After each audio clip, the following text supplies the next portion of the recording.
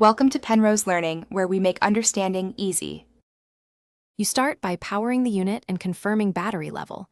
Plug in if below 50% so updates won't interrupt.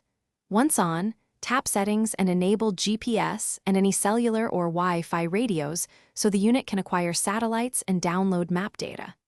Make sure you're logged into your Garmin account and pair your phone for live traffic and updates. Doing this now prevents map routing surprises later. Finally, confirm firmware prompt and accept to update if available. With the device ready, select Maps and pick the preferred map set and level of detail so junctions and POIs show correctly. Once maps are loaded, enter your destination using an address, point of interest, or direct coordinates. You can also pick a saved favorite to speed selection. After that, open Route Preferences to choose fastest, shortest, or eco routing and toggle avoidances like tolls or unpaved roads. These choices change recalculation behavior and ETA accuracy, so tailor them to your trip. You begin navigation by tapping Go and following spoken directions and the lane guidance on screen. Glance at the next turn arrow and distance rather than reading constantly.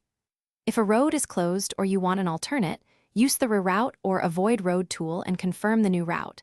Save your track if you need to review the path later. If navigation stalls or signal drops, restart the device, toggle GPS or Bluetooth, repair your phone, and if needed, re-download maps to resolve corrupted.